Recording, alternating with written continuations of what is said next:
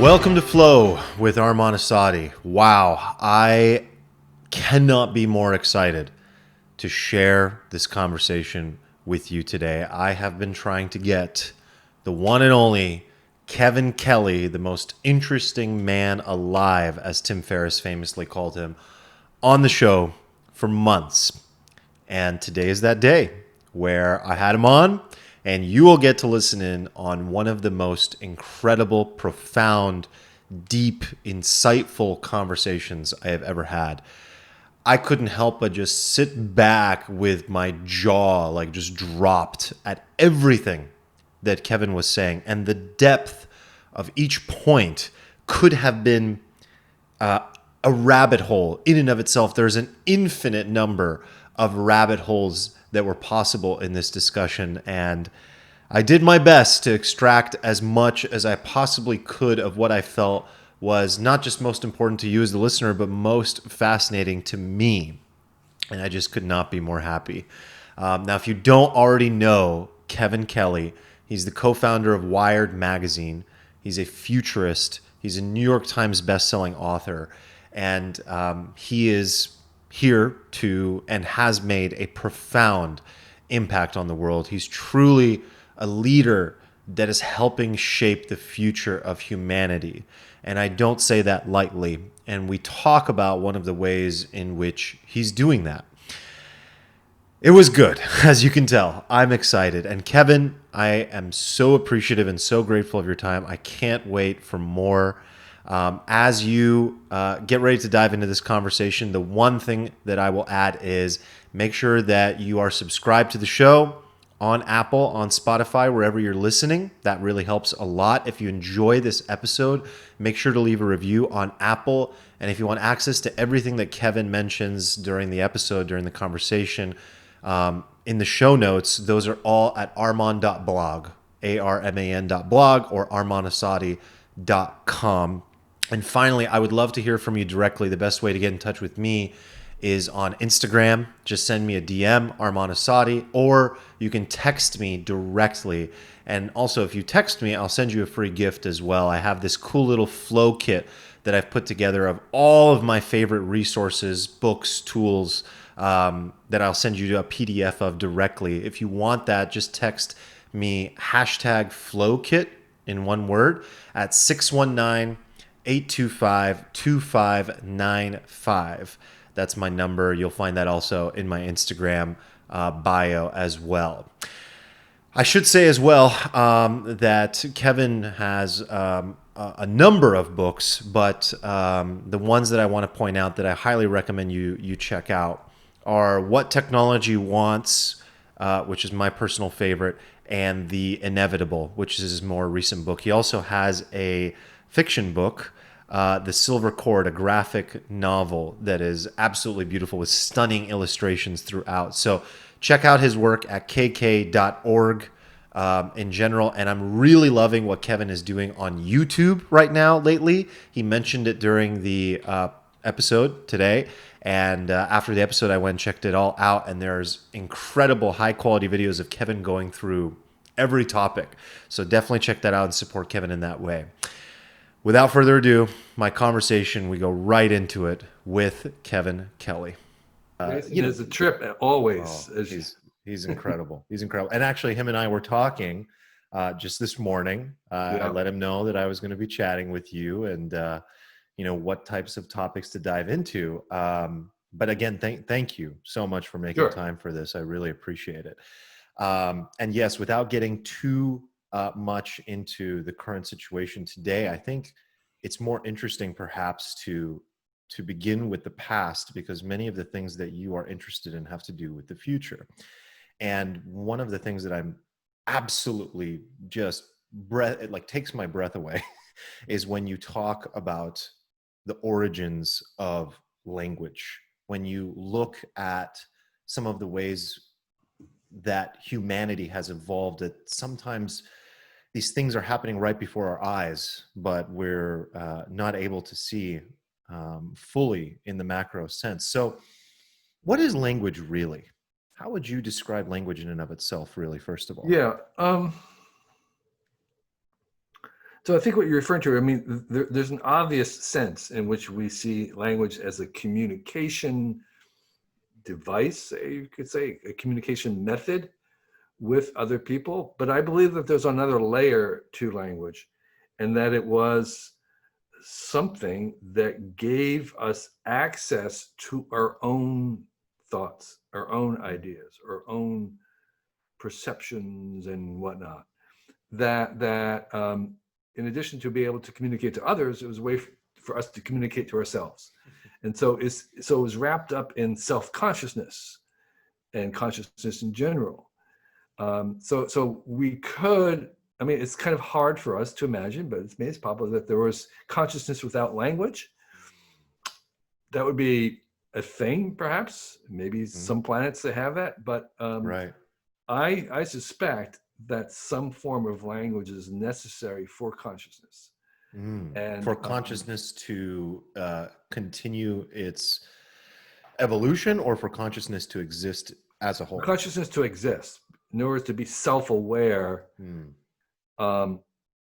What language did was it made it visible, it gave a handle, it was the way that we made that map.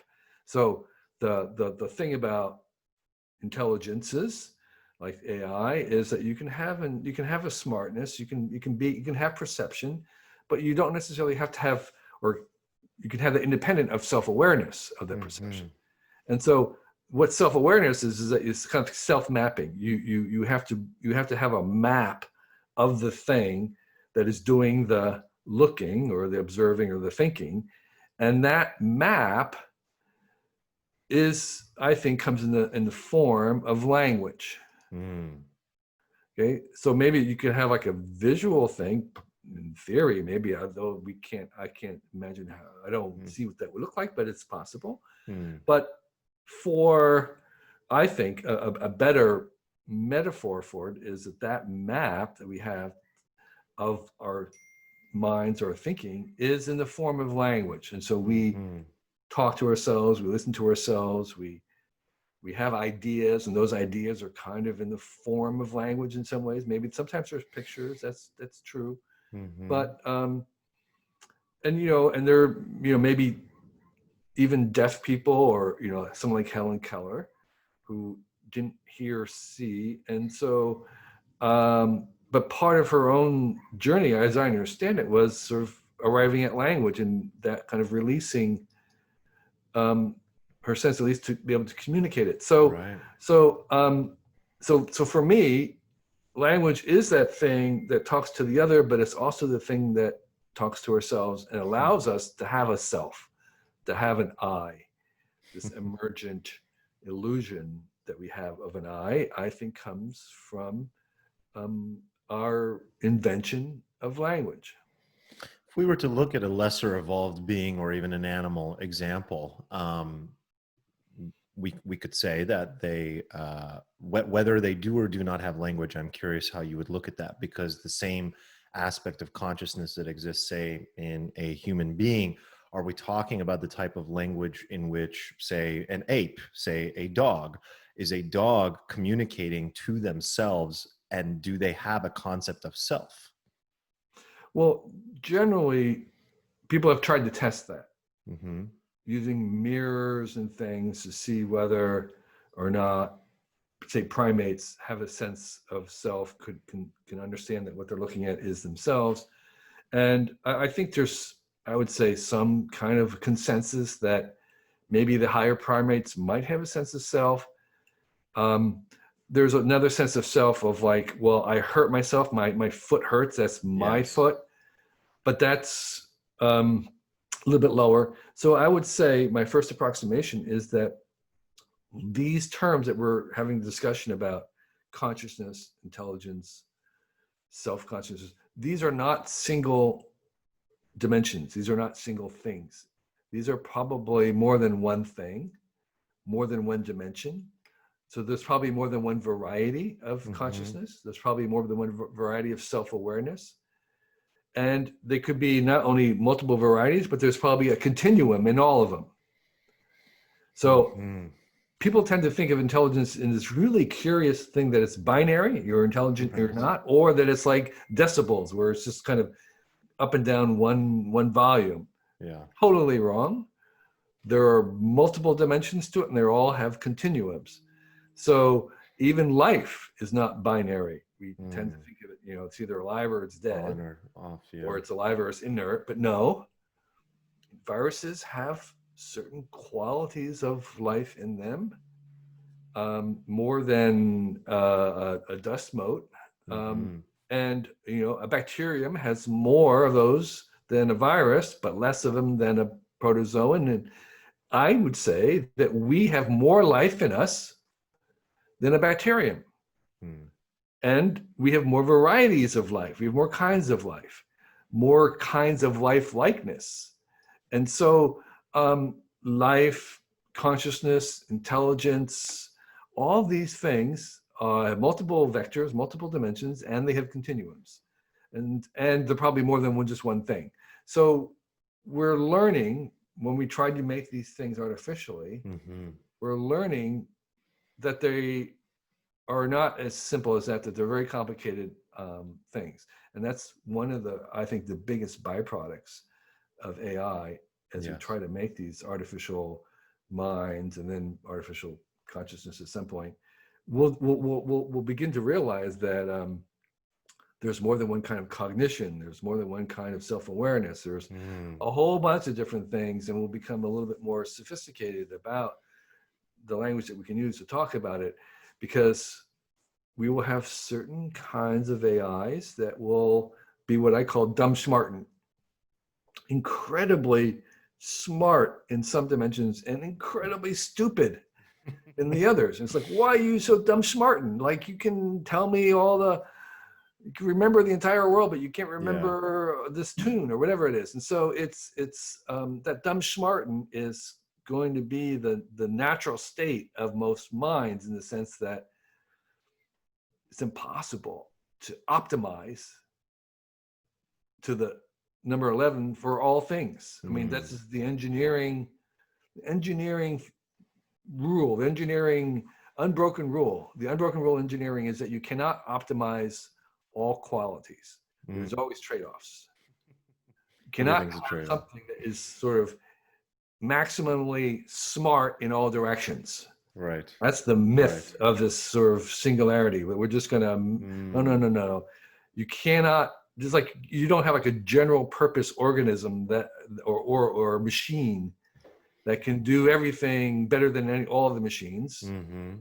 No, it can do some things as a trade-off of other things. One or multidimensionally, but not fully in Right. every direction. Right. So when we talk about consciousness, that has to be fit into that kind of engineering maxim that, yes, maybe even if we make alternative consciousnesses, or if there are alternative consciousness in animals, they're a different kind. They're a different species. They're that space of possible consciousness is very large. Yes.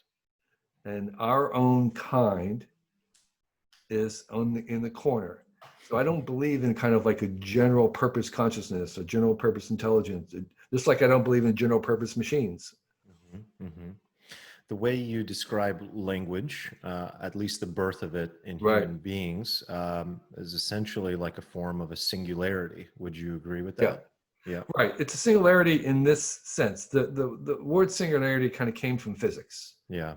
It was used by a physicist to describe a black hole, the boundaries of a black hole. And the idea of a black hole was it absorbs everything, including information, and kind of a one-way thing. It goes in and it never comes back out. Oof. And they described that boundary where once something crossed, it went forever, disappeared forever, Yes. as a singularity, meaning that it was impossible to know anything about it. And in that sense of a singularity being kind of this border of knowledge or knowing Knowing and not knowing. of complete ignorance. Yes, I think we can have a technological singularity in the sense that it may be very, very difficult to imagine what comes after. We simply can't see it. So if there was some way for all human minds to telepathically communicate with each other in real time, plus all the AIs, and we had one kind of universal big brain, that would be a singularity in the sense that we had no idea what comes next. Right. In the same way, in the evolution of humanoids in the past, there came a moment when language was invented where nothing in their experience beforehand could prepare them for what came after once language was invented. There was an entire phase shift. It was water and now it's ice, right? Or it was ice and now it's water. There was a complete phase shift in the nature of things, that it was just impossible to see, no matter what you could have done beforehand. So in that sense, our species has already lived through a singularity, meaning we lived through the moment. But what's interesting about that singularity, which is my claim, not much evidence, is that you're not really aware that you're in a singularity until afterwards. Kind of my initial point. It's like you're right. You're so deep in it, and it doesn't happen in a moment of time. Those things are usually only interested in retrospect. Yes. And the little joke that I make is that there was never any moment where the cavemen are sitting around saying, hey, look, we're talking right now. Awareness of the thing itself. We're doing language. Isn't that amazing? It can't. That never happened. I can't imagine that either. I don't think we're going to, if we kind of go through another singularity with, telepathic, mind brain, global brain kind of a thing, I don't think we're going to kind of like, it'll be completely normal. We won't even notice it. Sure. It'll just be like incrementally moving more of the stuff as the same. It's only usually in retrospect. Isn't it this concept of the cyborg? I mean, this extension of the self that technology already provides. I feel like I'm missing a limb without this magic screen iPhone of mine, already. Yeah, it is. And we collectively as humans, we are tens of thousands of years beyond the moment when we were dependent on technology, not the screen, but other technology like knives and the control of fire. Yeah. So our species, if you waved a magic wand and you eliminated every single thing that humans have invented, everything, no clothes, no blades, no stone tools, no control of fire, no cooking, we would die in 6 months. The animals would eat us.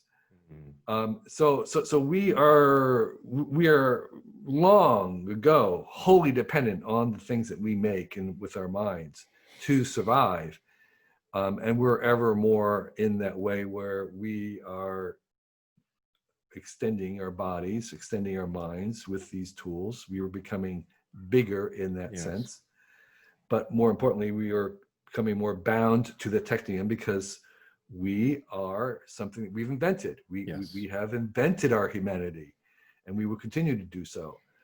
And the real question, not today, not tomorrow, not even 100 years from now, but maybe more, is whether we remain one species or many. And this, I have begun to be kind of worried about this, because people ask me what I'm worried about. I'm not worried about too much in technology. I'm worried about cyber war. And over the long term, I'm worried about what happens if we speciate, or even, because it's very close to racism. I mean, the thing about racism, the answer to racism is very simple, which is that, look, we are all one. We're exactly the same. When you get to know us, whatever it is, when you examine us, zoom out, you look at it, when you look at in any kind of evidence-based way, we are exactly the same. But what if we weren't? What if there really were differences, where this group has these kinds of genes and abilities, and this one doesn't, and we actually are are different, Mm. then what do you say to the prejudices then? These people say, well, you always do this, or you are like that. And you can't say, well, look, we're really the same, because we aren't the same. So that to This is a me, danger in the future that to me that is you foresee. really scary Yeah. when there actually is differences Yes. between us. And how do we uh, keep that circle of empathy wide enough to include people or beings that are not like us? Mm-hmm. And we're going to have some practice, I hope, with AIs first before I'm practiced in terms of having that circle of empathy before Yeah. we have to do that with humans. Because I think it's going to take a long time to successfully take control of our own evolution. I mean, I think Yes. this is a much bigger problem than just making artificial minds. So Right. I'm hoping that making artificial minds will help us rehearse how we deal with other sentient beings. Mm-hmm. Because the last time we had sentient beings on our planet, we eliminated them, the Neanderthal. I mean, I don't know whether we bred until they were the same or whether we murdered them. A little bit But of all we both, know in a sense. Yeah. is that on our planet, we've never had a parallel intelligent creatures. That may or may not be the normal way in the other planets of the galaxy. Mm-hmm. Does the dominant intelligence one eliminate all competitors until Mm-hmm. there's only one? Or do you have planets where there's multiple varieties of sentient beings? Doesn't that come down to what is defined as the common thread? Because if you look at a human being today, we could say the common thread is the fact that our looking at our DNA, for example. But then you're saying my concern is that we're going to go down this road of genetically modifying human beings to Yeah, create superior, air right. quotes, human beings and superhumans. Well, And the let's just say different. They don't need to be superior. They could just yes, be different. different. But couldn't we look at this, and this is me just, it's Right. natural, I'm putting the optimist hat on. Couldn't we look at those differences the same way we look at skin color today? We just zoom out slightly more in Yeah, order to find the common thread again, that is that we originated from the same fabric. yeah. I We would think that hope. is the solution. Is that I mean, this is why we also want to include artificial beings. And Right. I wrote a graphic novel called Silver Cord, which is I don't have a copy, but it's very big graphic novel, 500 pages long, and it's a story about, in part, about robots who get souls or believe they have souls. So the little story is that someday a robot will say, "I am a child of God. What should I do?" Mm-hmm. And what do we say to them? What and so uh, I think that we'll say, what do we have in common with you? For them, it might be the common that we believe we have a soul. Mm-hmm.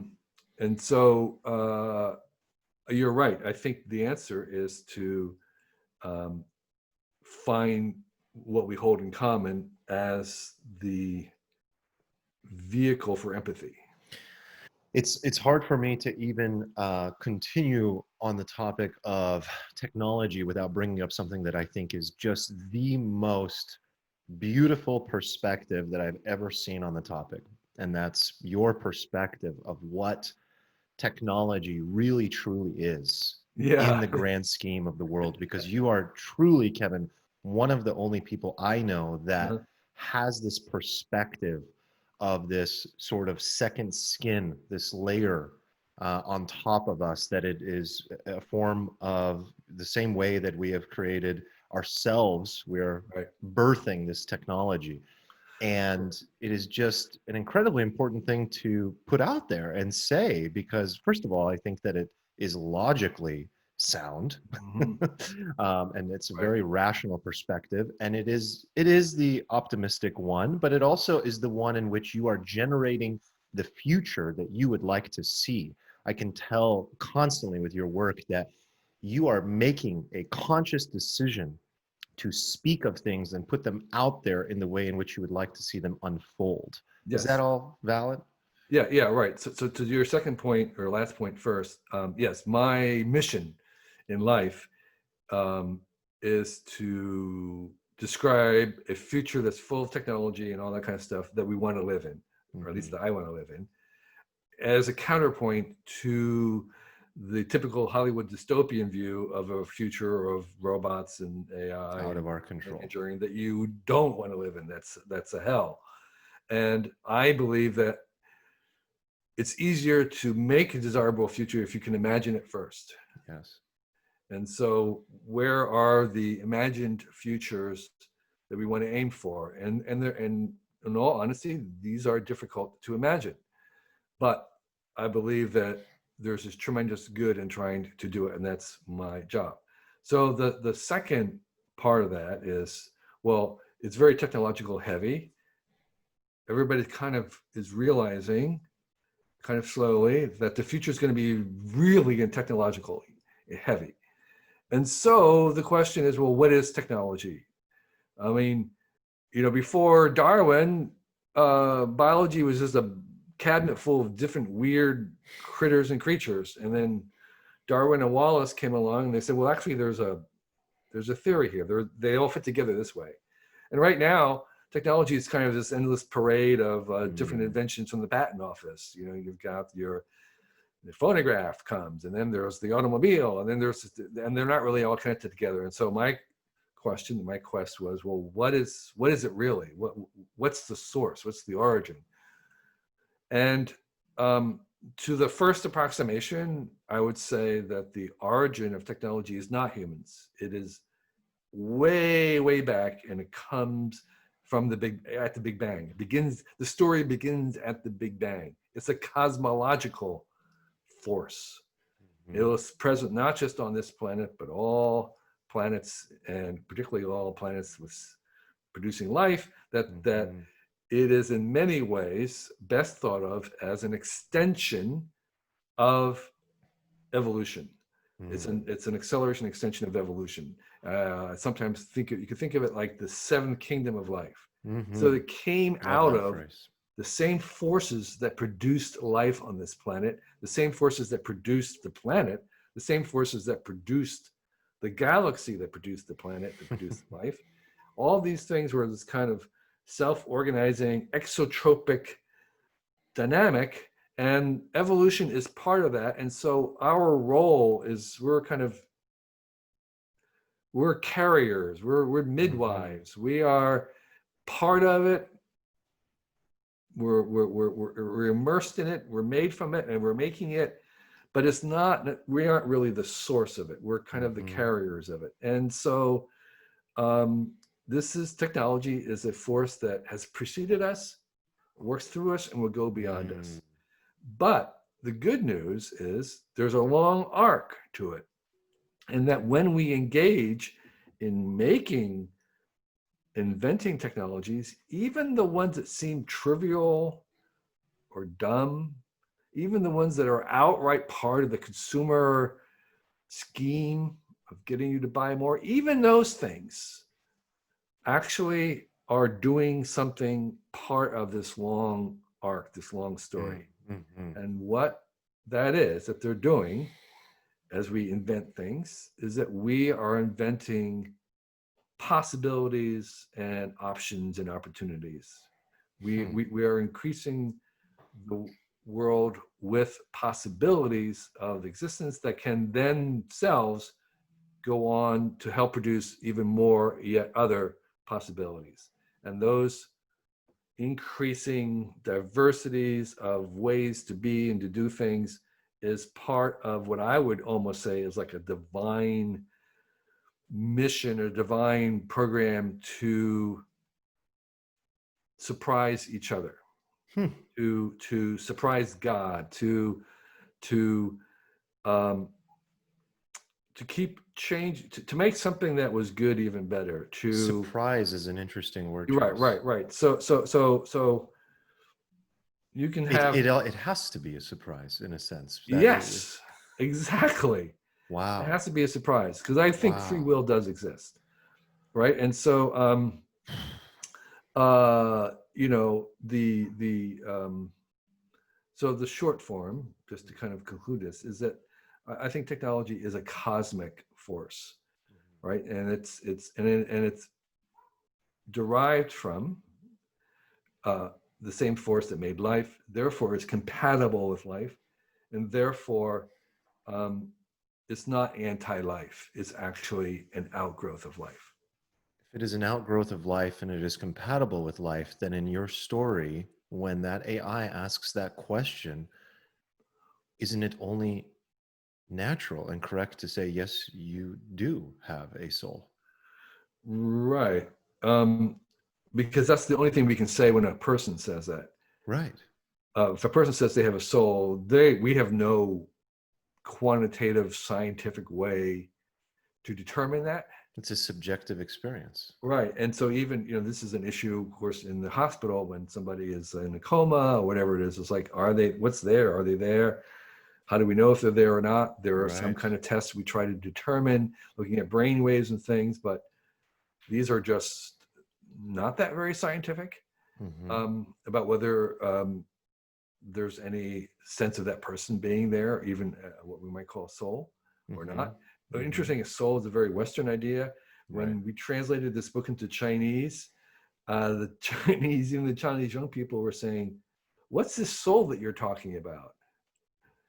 You know, Mm-hmm. well, they might know spirit a little bit, but Yeah. soul was a very particular thing that is kind of in the Western theological Western canon has kind of Sort a of just meaning. an extension of the self and ego, Yeah, right. Well, rather. anyway, Yeah. they weren't that familiar with the term. So the issue about whether humans have soul is something that we can't determine. So when a machine claims to have a soul, that's even a harder thing to Mm-hmm. assess. Mm-hmm. Mm-hmm. I'm really, this is so mind expanding because I'm sitting here thinking about if the, there's so many directions I can take this. You're Yeah, so yeah, amazing. Um, you know, even just recently thinking a lot about the Big Bang right. and just even looking at ways of a sort of what happens in my mind is this sort of thought exercise of an infinite loop. And there Yeah, is this loop that occurred or and existed prior to the Big Bang. And then we have everything that has come since. I'm just going to kind of throw that in there. But everything that has come since, if it is really part of this divine force, and we have this technology that we are birthing that is an extension of ourselves, and we don't know how that's going to play out, whether there will be separateness or togetherness, but whatever ends up happening, it's it's in a sense, I mean, we are trying to control through our free will to the best of our ability to say, do we merge with this new species that we are creating, or rather will we run together and separate, or can we be allies, or will right, one right, right. exterminate the other before, will we exterminate AI before it has the chance to exterminate us, and so on and so forth. But whatever ends up surviving in this 100+ year scenario, is that is that being still connected to God?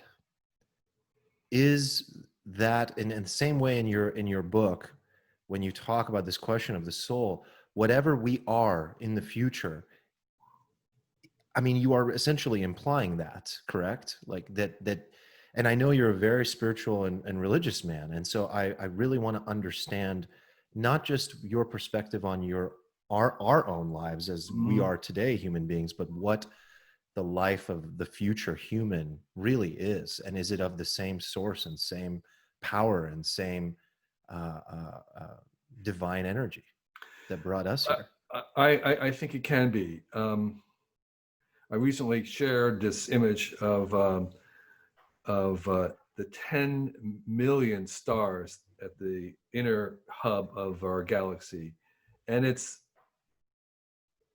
so dense with stars, and each of those stars having planets, that it's disturbing in a really It's beautiful disturbing. way. Because if we were the only ones, that would be just insane because there's 400 billion stars just in our own galaxy, and there's billions of galaxies. How could we be the only ones? And if we're not the only ones, if there are billions of other planets, then that's insane too. Mm-hmm.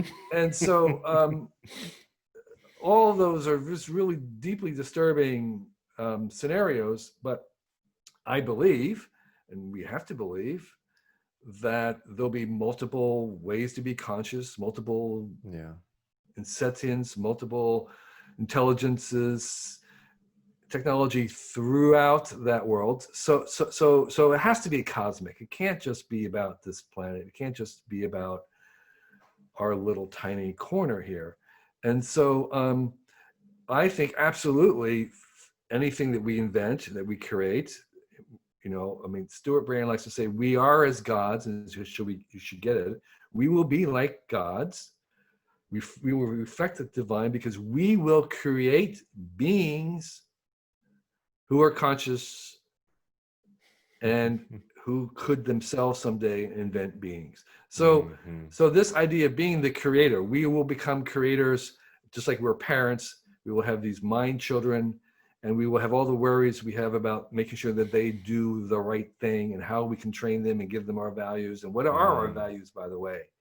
This is one of the things that we're learning with programming self-driving cars. Yeah. It turns out that actually it's not that hard to put values into AI. The hard part is understanding what our values and ethics are. In the first because place. it turns out, if you watch The Good Place, we have very shallow, inconsistent ethics ourselves. And we're going to make our machines much better than we are in terms of ethics. Yes. Right? They're going to be at least consistent, whereas we weren't. But that process of teaching them is going to make us better, because we'll realize that we have to get better at it because we're just not that good at it. Well, it's like writing a book. We haven't had the opportunity to assess our values properly. Right. Yeah. So I think this would be a huge area of moral progress, both by making artificial beings that will be better than us because they will be better, and then in that process we will become better. Okay, so that's where the moral progress will come. So yes, I think that those beings, well, if they are sophisticated, and if we make them sophisticated, will have the same challenges that we have as people. They will spend time wondering, why am I here? What am I for? How can I do the best? What should I be doing? And they'll be part of this grand self-discovery where I believe the answer to these questions, the answer to my question is, what do you want to do? You want to basically surprise God. You want to do that. That's the freedom that you've been given, that we've been given, that life has been given, is, okay, let's do something that surprises God. That is, like, if you have an infinite supercomputer that could imagine all things, it could go down and imagine everything and do the entire thing, but it's saying, okay, I'm going to let you have part of the fun. I'm going to bring you in. I'm going to make you like me, and you can create, and then you can make something that will surprise me. I'm extending my genius, my creativity to the world by infusing it with others, so you can partake with me in this joy of creating something. Your job is to surprise me. Are you driving at your core philosophy here? Is that really what we are here for, is to surprise God and in a sense ourselves? I believe so. It's to surprise God. We certainly don't surprise him by killing our neighbor. That's not surprising. But leaving them a note with an amazing animated cartoon on it, that's a surprise. God never saw that coming. Is each individual life an opportunity for that surprise to play out in a unique way And is that sort of pattern of evolution infinite in a sense? Is that why we've been here for 13 plus billion years? Is that going to have a closure and a new beginning once again? You know, what is it really driving at? Is there a point of absolute nirvana and all Right. knowingness? I'm not a fan of utopia, the mega point, Yeah. closures. I think our path is a direction, not a destiny. Mm-hmm. I think humanity is a direction, not a destiny. Um, I don't. I'm kind of a Freeman Dyson, infinite in all directions, rather Mm-hmm. than to Shadon coming back into some kind of convergence to the omega point.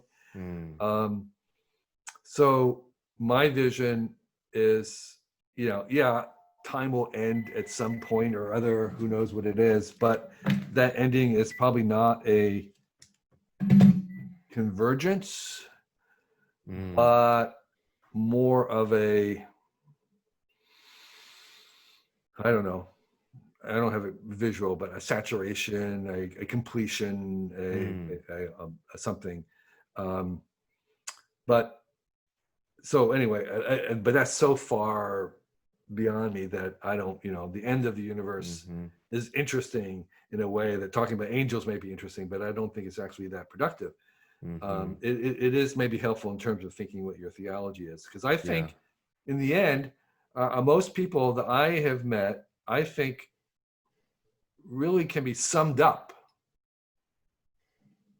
by their belief about what their relationship is with the universe. Like, what is the basic Wow. stance? You just said that the individual can, in a sense, be summed up and understood through their Right, relationship right, with right, the right. So in other divine. words, if I was to talk to you about whether you believed in God or the universe or the cosmos, Yeah. and what do you believe that the basic relationship is, that would probably be the one question that would tell me more about you Than anything. than anything else.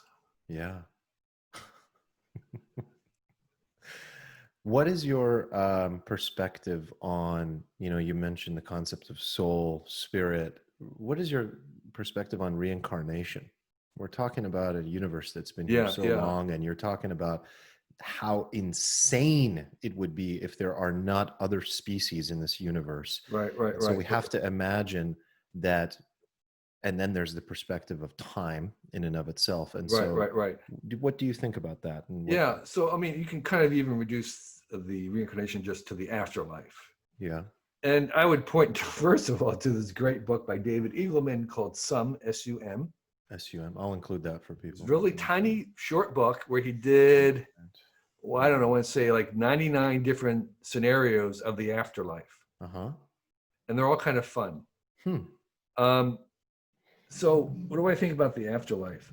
I, I, um, I, I don't have strong predictions about it. I like David in some senses. I can imagine scenarios.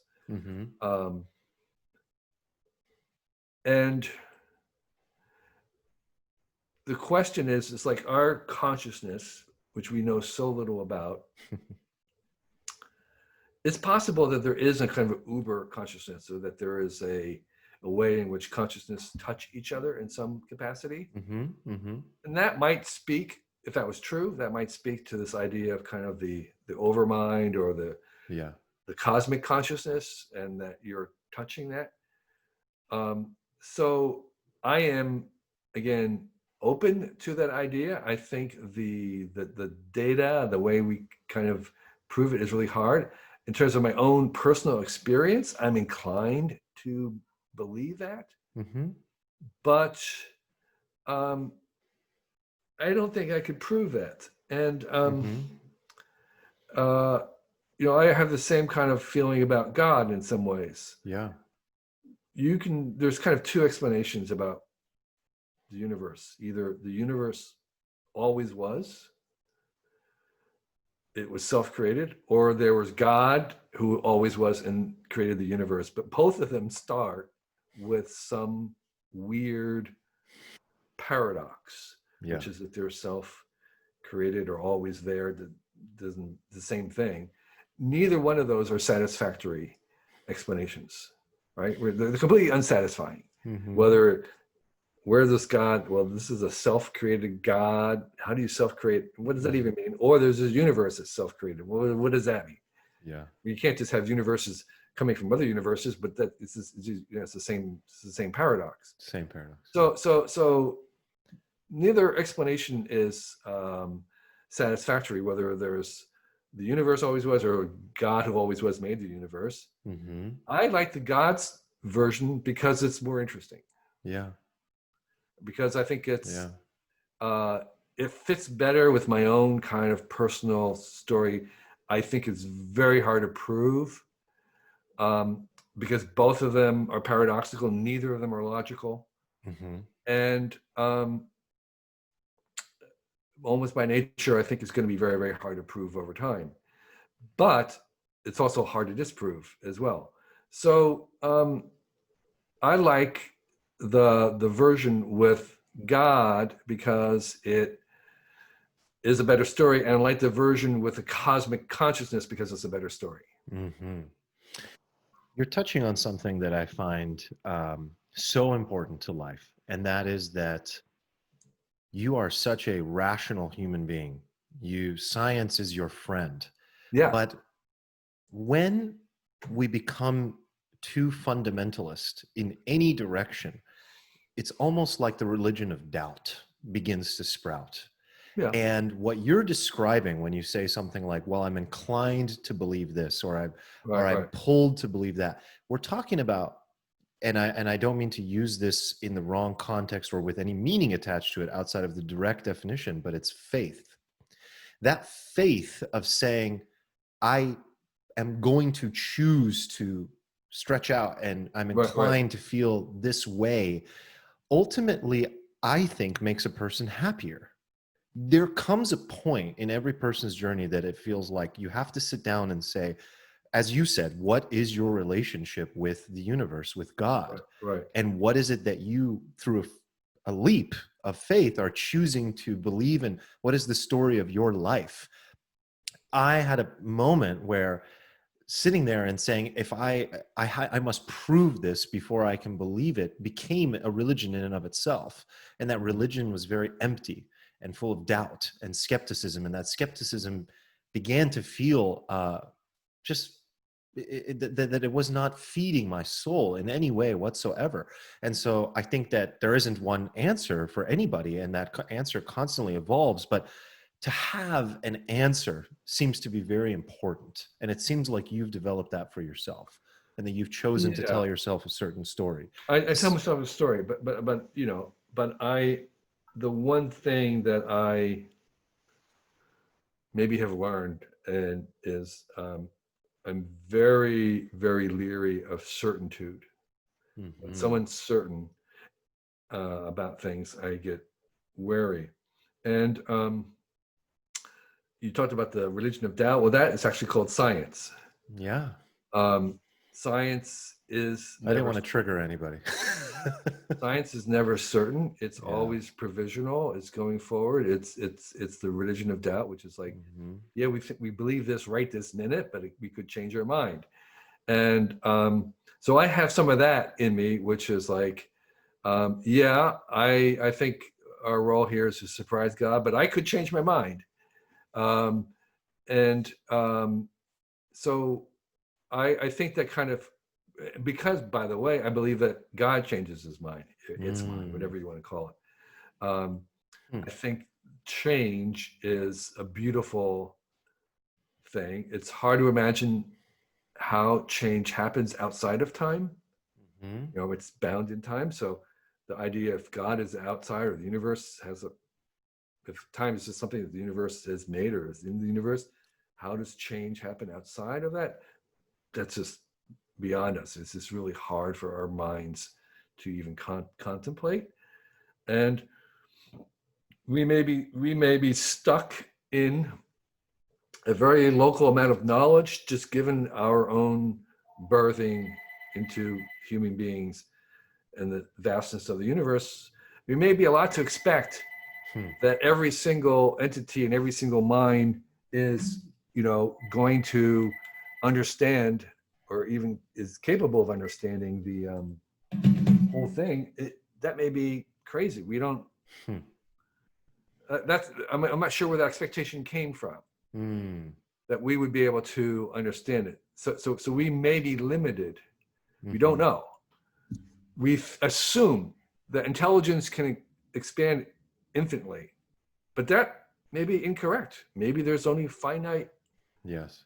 levels. Do We you don't, we do don't you know. do you like a theory of the afterlife in which there is a new level of knowing?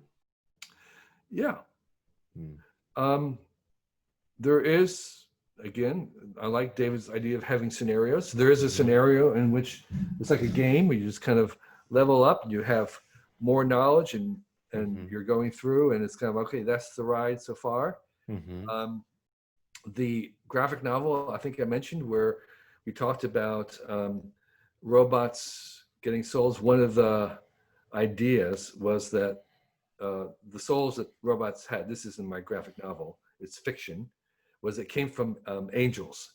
The Hmm. angels would sneak into robots to have embodiment, because the angels in my story, who are disembodied, who have no bodies but have a consciousness, they look down on humans and they weep because the humans are wasting this embodiment. Hmm. The angels crave embodiment. They're saying, oh, for just for a few days, I would give to be able to taste a mango and have the wind blow across my skin and all the other, hear music.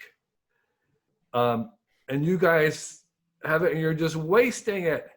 And so there is this idea that the angels are so ravenous, so desperate for embodiment, that they're going to sneak in and, against the rules, and inhabit the bodies of robots for this one chance of embodiment. Wow, I And love it. so this is another view of the kind of, reincarnation, where maybe some of the journey is not in bodies, and um, maybe this is Mhm. the end of the ride. Maybe this is the beginning of the ride. Who knows? Mhm. Where you get to Mhm. have a chance of this full embodiment in the flesh on this planet, where you can enjoy, strawberries and cream, and sitting by the fire and walking on the beach with your bare feet. Okay, it's like, oh, the angels are just dying to do that, Wow. and it's a short ride. That's all I can tell you.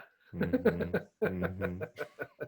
You better enjoy it. Oh my God, I couldn't agree with you more. And unfortunately, it can take a lot of suffering in life for an individual to wake up to that truth and just make the simple decision of, actually, what I've been realizing is just a decision of enjoyment and happiness and Right, and gratitude. suffering is part of, that's the Buddhist Sure, philosophy. Suffering is part of that experience. until you Um, become conscious of it. and by the way, we are going to engineer robots to feel pain,